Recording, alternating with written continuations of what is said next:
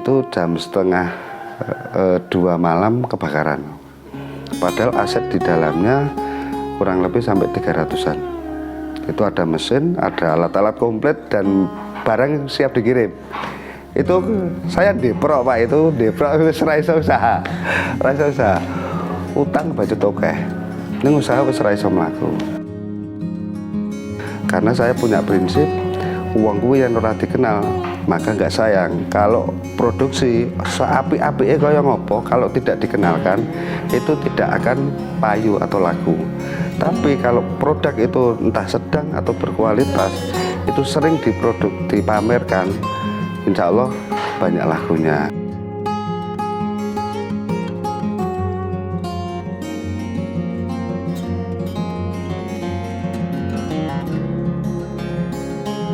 Orang itu akan bisa muncul ide-ide karya dikala kita itu kepepet.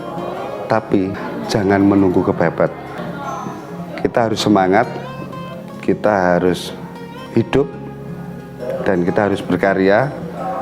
Jangan menunggu kepepet kalau kita tidak pengen kepepet.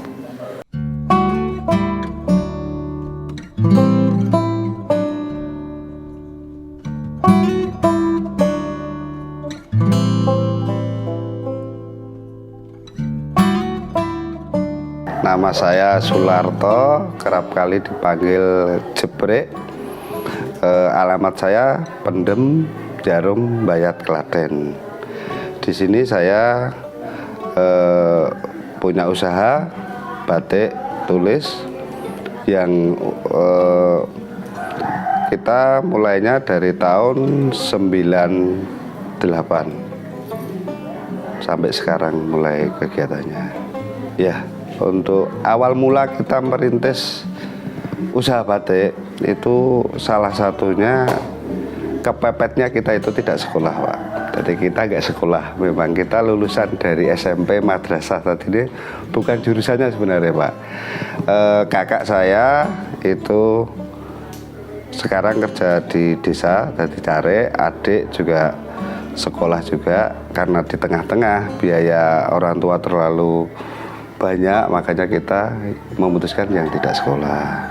Di situ kita ceritanya kerja atau magang di tempat saudara yang punya usaha batik. Usahanya di sekitar sini, tapi saya dikirim ke Solo pada waktu itu dari 96. Itu saya puasa kayak gini, saya dikirim ke sana, untuk belajar dan kerja, istilahnya kerja batik di sana. Dan alhamdulillah di sana itu saya dipercaya, dikon gambar, kon istilahnya desain, suruh desain, pewarnaan beserta percandingan. Dalam kurun waktu 1 tahun itu saya dapat ilmu banyak dari sana, dari proses pembuatan dan sampai di istilahnya pun suruh belajar pameran Pak di hotel-hotel. Di situ kita punya pemikiran, wah kalau seandainya saya itu bisa buat, kenapa tidak kan gitu. Dalam pas 1 tahun itu saya izin sama bos saya, Mas nyun ngapunten kula ajeng medal nyambut gawe dhewe. Saya bilang gitu. Disitulah kita rintisan usaha. Ternyata orang segampang sih dikarepke Pak. Orang segampang sih dikarepke. Di situ modalnya angel. Wong arep golek utang juga nggak berani. Pertama kali bener Pak, saya itu gadekke TV ini simbok saya. TV satu-satunya itu tak gadekke buat beli topeng. Terus alhamdulillah dalam 3 kloter pengiriman kita bisa ngambil TV ini simbok kan gitu. Terus ada mulai perjalanan di situ ada istilah ya, namanya kita sudah berjalan kurang lebih 2-3 tahun. Itu sudah mulai ada proses batik kain, terus ketemu lagi bayar yang namanya suruh kayu tadi. Di situ bayar mulai berdatangan, sering dibilang banyak tamu luar negeri datang. itu ada peminatan produk-produk yang lain, ada topeng, ada kerajinan-kerajinan khususnya. Waktu itu terus terjadi yang namanya krisis moneter, Pak. Krisis moneter ya, 98 99 gitu. Itu ada.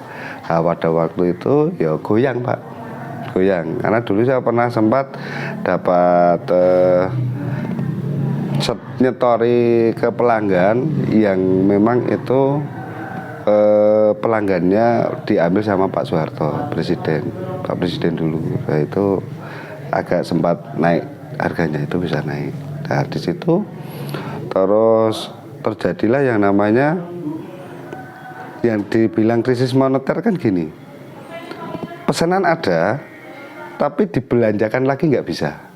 Itu seterusnya seperti itu, Pak. Itu dalam waktu kurang lebih 1 tahun saya itu.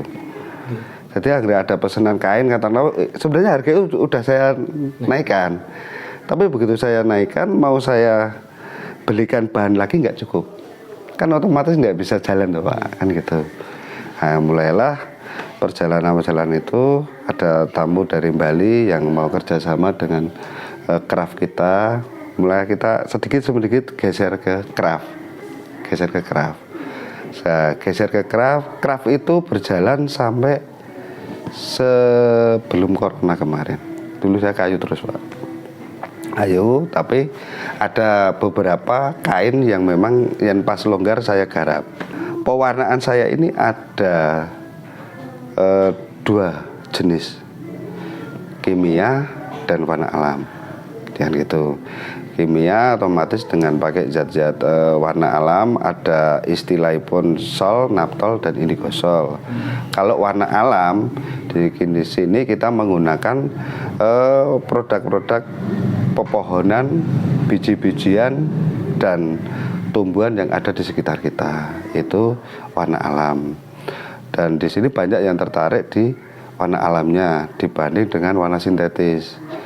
Waktu itu ada musibah lagi, sehabis kena dari tahun 98-99 krisis moneter yang gempa tingkat Jawa Jogja, gempa bumi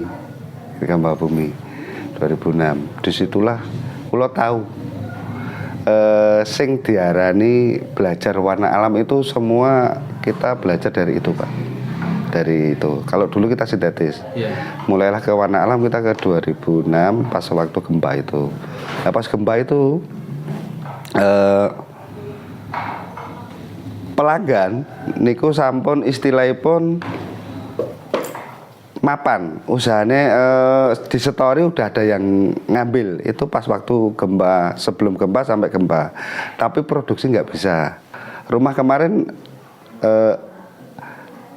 kurang lebih 90% hancur, Pak. Jadi hancurnya itu bukan roboh, tapi kopior, Pak. Jadi mriku niku arep dinggoni ora wani. Nah, wedine kok yang dinggoni malah ambrol. Itu pasti waktu itu. Nah, itu kita mulailah pergerakan sedikit. Juga kemarin kalau istilah di craft itu kita kerjasamanya sama teman-teman PT Craft, Pak, yang ada di Jogja sama di Solo maupun di Jakarta dan Bali. Itu yang craft. Sehabis itu pergerakan mulai berlanjut, berjalan, ya tertatih-tatih. Yang paling terpukul lagi sebelum corona, Pak. Sebelum corona itu tahun 2000, kita 2014 atau 15 kurang lebihnya. Gudang saya kebakaran. Rumah joglo tinggalannya bapak itu tak bikin buat produksi, itu jam setengah 2 malam kebakaran, padahal aset di dalamnya kurang lebih sampai 300-an. Itu ada mesin, ada alat-alat komplit dan barang siap dikirim. Itu saya deprok, Pak. Itu deprok wis ra iso usaha.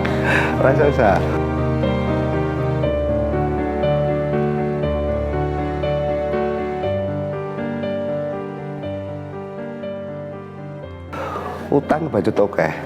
Ning usaha wis ra iso mlaku. Di situ terus kula minta izin, surat izin sama, kan kemarin sempat lapor kantor polisi. Istilahnya pun lapor buat perlengkapan administrasi perbankan. kersane minta keringanan angsuran. Di situ kula nyolong setar, Pak. Kula utang bank meneh tadi, utang bank meneh malah. Utang bank meneh, jadi angsuran saya itu 6,5 juta per bulan. Padahal waktu itu down, Pak. Yang kula pengen bangkit. Karena pengen urip itu tadi. Pengen nguripi anak bojo, karena saya arep kerja neng kantor ya ora lulusan. Hal lagi serbare apa toh?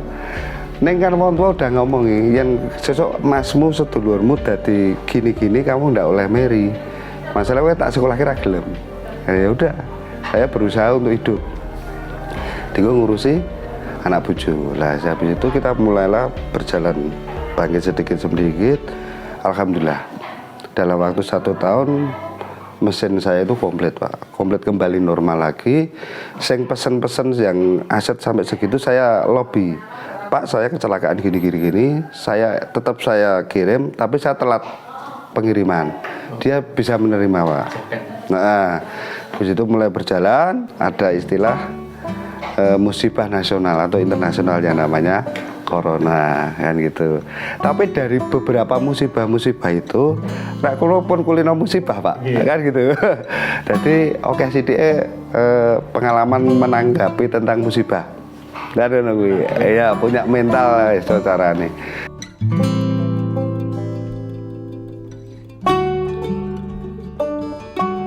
Di situ ini mulai ada corona, ada bisikan-bisikan dari teman-teman atau toko tutup kan gitu.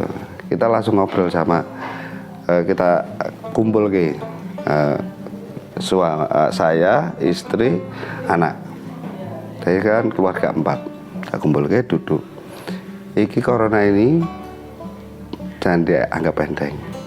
Ini akan lebih dari 1 sampai 3 tahun untuk tentang istilah corona. Terus iki piye usahane terus gampang. Kayak gitu. Kok gampang? Iya, kita bisa memposisikan sebagai toko. Si pembeli yang penting orang mati, saya bilang gitu. Si pembeli nggak mati, yang suka batik, yang suka kerajinan itu nggak akan hilang. Yang punya uang, memang non sewu ya, itu bahasa saya gini. Yang punya uang itu adalah pegai. Dia pegai, apapun pegai, dia tetap dapat uang per bulan. Penghasilan ada. Itu sasaran utama kita, saya bilang gitu. Terus yang keduanya, kita bisa posisi di toko tadi. Lah caranya piye, Pak? Kue lulusan multimedia, Mas. Pak duwe akun yang jenenge Facebook, IG, Instagram, dan Pak punya nomor teman banyak. Di situ nanti Pak ajaran kayak status, gawe film-film kecil, tinggal uang yang ngerti. Di situ nanti banyak orang dikenal. Karena saya punya prinsip uangku yang ora dikenal, maka nggak sayang. Kalau produksi seapi-api kaya ngopo, kalau tidak dikenalkan, itu tidak akan payu atau laku. Tapi kalau produk itu entah sedang atau berkualitas, itu sering dipamerkan, insya Allah banyak lakunya. Saya punya prinsip itu, walaupun ini kita sudah merasa istilahnya beras. Kita dulu itu produksi saya tempat produk barang itu cuma di sini, Pak. Sebelum corona. Ini tambahan corona ini. Ini depan, belakang sama sana itu tambahan corona. Berkah corona berarti? Iya, berkah corona. Bisa dibilang gitu. Lah kenapa kok bisa gitu? Kita ini salah satunya jadi nge-brandingnya produk itu bersamaan dengan nge-branding nama. Nge-branding produk istilahnya kita itu bikin produk sesuatu yang berbeda dari yang lain. Warna alam pun juga saya berbeda dari yang lain. Dan yang usaha yang lainnya lagi, produk yang beda nih orang lain yang belum bisa bikin, itu kita sudah bikin. Disitulah karena disitu ada media anak lenang sing ngunggahke banyak, ternyata juga ada teman-teman TV atau apa yang rawuh ke sini meliput, di situ banyak yang berdatangan. Salah satunya untuk brandingkan merek atau batik Bima Senanya itu dengan kedatangan kerawuan ibu-ibu pejabat, ibu-ibu menteri. istri-istri menteri itu pada rawuh ke sini melihat, tapi pas posisi Ibu Menteri rawuh ke sini belum ada ini loh Pak. Aku ya isin-isin biasa, tapi kita nggak ngurus karena yang kita lihatkan bukan rumah, tapi yang kita lihatkan skill dan produk saya, ya gitu. Ya langsung tambah rotok kemaki sidik, saya bisa istilahnya membuat ramuan warna tanah yang bisa berwujud warna seperti warna-warna alam yang lain. Itu banyak orang yang gumun istilahnya kan gitu. Tadi kan itu istilah kan menurut di marketing kami, kita membuat gebrakan-gebrakan baru.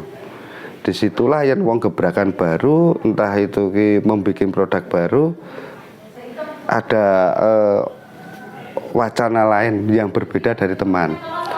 Bahkan teman sendiri pun bisa beli ke produk kita karena berbeda produk. Habis itu sampai yang bersamaan di produk tadi kita memunculkan yang namanya batik payung. Batik payung ini lucu Pak, pas itu waktu hujan deras, mbok de itu pengen kerja, ini aku nanti gawean, kan lucu, gak punya kerjaan di situ. Saya motong kain, kalau kain lama Pak, beda kalau kayu itu satu topeng itu bisa selesai dalam waktu 1 jam selesai.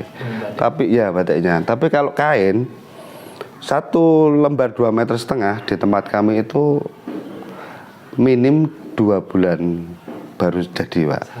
Satu kain 2,5 meter ini, kan gitu. Makanya saya punya anak buah 6. Saya beli kain 10 potong cukup aman untuk kantong, kan gitu. Kalau kayu kan memang nggak aman Pak, makanya kemarin bisa kita rubah dari produksi di kain. Nah, kita membedakan produk-produk dari teman-teman yang lain. Terus ini kan mungkin Pak, kita hanya produksi, nggak ada income masuk, kan gitu. Kalau berpikir tentang istilah produk payung, iki usemudan, kita bikin payung. Waktu itu delalah ono payung Pak, kita bikin batik. Pertama kali yo amburadul Pak, catnya melupas, pewarnaan nggak jadi, kita ganti. Dan itu dalam waktu penemuan kurang lebih 15 hari, kita menemukan ramuan dengan ramuan kita sendiri, itu berhasil. Kena panas berapa bulan bahkan 2 tahun, itu warna itu nggak pecah, nggak pudar. Di situ kita proses pakai edukasinya anak lenang, dibikin YouTube, ketemu yang namanya Bayer India. Itu rawuh ke sini, entah pripun yang sempat rawuh ke sini pas waktu masih nedeng-nedengnya corona. Katanya dia tinggalnya di Solo, tapi orang India. Bukan langsung dari India ke sini, tapi mereka bisa barangnya yang bisa dikirim. Ya, habis itu langsung dia juga usaha batik. Gede Pak usahanya, saya pernah ke sana. Usahanya gede. Dia juga bingung sama saya waktu cerita awal, bingung. Aku arep nyambut gawe apa? Iki kudu beda produk sing iso sekirane dienggo nyambung hidup. Munculnya namanya ketemu di IG itu tadi, melihat proses payung di batik, dia tertarik. Pertama kali langsung order 450 pieces. Saya bingung Pak, iki lagi ajar nggawe urung iso produksi gede dipesen di sembodoan gitu. Pasar sih. Oke, di situ jadi dia agak kecewa di kuantitas yang tidak tercukupi. Oh. Karena terlalu lama. Nah, suwe-suwe sekarang ini alhamdulillah udah lincah.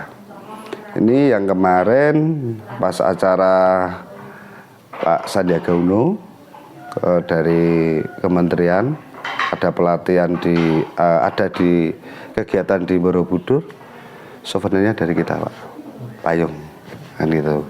Sekarang ini baru order untuk Bank BI, ini 200 pieces. Souvenir juga di sini. Payung-payung ini memang peminatnya buat souvenir. Itu Ibu Menteri Perhubungan Bu Endang beserta asistennya Bu Uci namanya, itu Direktur KAI, itu rawuh ke sini dan saya diberi tugas, Pak Jebre tolong buat warna-warna yang lain selain kalau ini sudah umum tentang istilah warna alam, tapi warna alam tapi sing beda. Ketemulah yang nama dibilang warna tanah. Dia Ibu Uci itu bawa kain selendang. Ini warna apa, Pak? Ini warna tanah gini-gini. Bisa ndak diproduksi di sini? Ya bisa, Bu. Karena saya berpikir wong kono eneng sing iso gawe mesti kene ya iso. Pak Jebret tahu caranya? Tahu. Saya orangnya kemaki kan gitu. Ya. Tahu. Ning kula bahasan tahu itu tekan mulai ya mumet, Pak. Nah, ora ngerti dadi ngomong ngerti kan gitu. Disitulah kita mencoba. Karena kita punya kunci saja. Ini warna tanah, kita bikin pasta. Terus untuk prosesnya pengancingnya tetap pakai warna alam. Terbukti bisa dan berhasil. Itu uji coba itu kurang lebih 10 hari kita mencoba itu. Nah, terus saya ceritakan tentang proses warna tanah itu saya mencarinya itu paling bawah itu 5 meter karena pengen ketemu yang namanya tanah liat. Ketemu tanah liat, dibikin gumpalan, baru itu dibikin pasta. Kalau digerabah mbayat itu namanya buat pewarna gerabah, dioleske terus dibakar jadi merah. Itu kalau dibayat cuma dioles. Kalau di tempat kita di tukang batik itu sebagai pewarna otomatis itu dibikin pasta, dicelup sama halnya layaknya warna alam. Nah, kan gitu. Di situ terus gandeng proses itu menurut Bu Uci dan teman-teman itu berhasil, dijadikanlah kita sebagai mentor. Jadi kon belajar bareng di Rota sama di Ngedang Sari itu saged ngerawuhke saking Jogja itu kanu ingkang Pakualaman. Pakualaman di sini. Di Joglo sini, terus di Jogja itu Bupati rawuh. Kalau yang di sini full, kalau kemarin di Joglo itu full, Pak. Selain banyak yang Zoom, ada yang rawuh juga. Jadi istilah ibu-ibu pejabat itu sampai rawuh. Disitulah branding kita kan naik nama saya. Terkenal namanya. Kalau di tempat teman itu saya itu bukan dibilang pembatik, itu bukan. Saya tim kreatif. Jadi dibilang sama Bu itu tim kreatif. Jadi carane gawe sesuatu sing tidak orang mampu bisa di sini bisa, itu kan gitu. Itu kan saya dikasih itu sampai Ibu Endang istri wakil bupati itu juga rawuh juga. Jadi selalu mendampingi untuk kegiatan kita. Kita kan ada mentor batik warna alam itu yang di perbengkelan itu ada saya, Pak Siono, Pak Jono. Terus tim akademis, jadi kita punya tim akademis, Pak. Jadi rada tren sini, jadi gitu. Ada tim akademis yang lulusannya udah lulusan profesor. Secara tentang batik udah lihai dari UGM sama dari ISI. Itu yang mendampingi kita. Kita berenam punya istilah rembuk nama warna tadi. Pertama kali karena warnanya itu diambil dari Mbayat dekat Sunan Pandanaran situ dan warnanya merah, makanya saya namakan warna tanah abrit, lemah abrit atau lemah merah. Terus yang keduanya kita lihat ada warna itu berdekatan dengan batu, warna-warna. Makanya saya namakan ini lemah selo. Itu ada 9 turunan tanah wana-wana itu. Karena hujan, lemah itu kan teles, Pak. Saya namakan lemah teles. Terakhir kita bilang lemah teles Gusti Allah sing bales, kan gitu. Tapi memang kita niatan ikhlas lillahi ta'ala, kita jujur ngomong apa enake karo ilmu yang kita dapat, kita kembalikan ke teman-teman yang lain. Itu tentang warna alam yang berkaitan tentang warna tanah. Tapi gojlokan masih terus berlanjut, Pak. Ada kecurigaan kita campur pakai sintetis, itu nunggu, Pak. Yang namanya istri pejabat kan nggak mungkin ya, Pak, istrinya paling kan nengoknya gitu, itu enggak. Dari awal sampai selesai itu selalu mendampingiku, Pak. Saya tahu, saya dicurigai. Kalau ini nanti mau saya campur, saya tahu itu. Saya kan terus ya udah kita berjalan, selesai perdebatan 2 jam ngobrol. Istilah ngajarnya Pak Jebrek sama di yang biasa saya pakai beda, Pak. Pak Jebrek terlalu banyak ilmu yang dikasihkan, peserta mumet. Satu itu, yang keduanya ini dulunya saya itu saya nggak percaya kalau itu warna tanah. Ternyata begitu saya tungguin sendiri, saya membuktikan sendiri ini benar-benar warna tanah, kan gitu. Dia nangis, Pak, di hadapan umum. Dia ngomong langsung, saya mohon maaf kepada mentor, saya mencurigai gini, saya memohon maaf. Itu ibu pejabat. Habis itu sampai merinding ya. Akhirnya langsung masuk ke ruangan, dia mau pamit pulang, tak antarlah yang namanya produk-produk buat kenang-kenangan sama ibu. Di situ saya dipeluk nangis, memohon maaf karena carane piye ya, nggak kepercayaannya karo saya. Ya loro lho, Pak, pas mulang ora dipercaya karo kan sakit kan ya. Tapi kita berusaha, karena saya bilang gini, di sini UKM, Bu. UKM itu yang kalau hanya tak ajari warna krem, Bu, ini hanya waktu 1 jam selesai, Bu. Yang diundang ke sini ini bukan peserta PAUD, Bu. Yang dia bilang gitu. Yang di sini itu orang-orang dosen dan orang-orang perkuliahan yang sudah lulus di bidang pewarna alam, Bu. Kalau saya ngajarin ilmu PAUD ya digeguyu loh, Bu, kan gitu toh. Makanya saya bilang ini loh. Ada jalan sendiri lulusannya. Itu. Dari cerita-cerita warna-warna alam, di situ ada cerita-cerita yang unik dan bisa dibilang kita ikhlas memunculkan ide-ide dan mengasihkan ide-ide kepada teman-teman. Itu ada bisa dibilang lemah teles Gusti Allah sing bales, dan yang terakhir dari tanah kembali ke tanah. Berarti mewujudkan tentang keikhlasan kita untuk memunculkan ide-ide karya yang lain. Itu.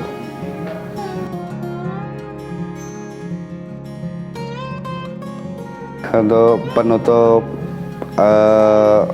cerita, kita harus semangat, kita harus hidup, dan kita harus berkarya. Jangan menunggu kepepet. Kalau kita tidak pengen kepepet,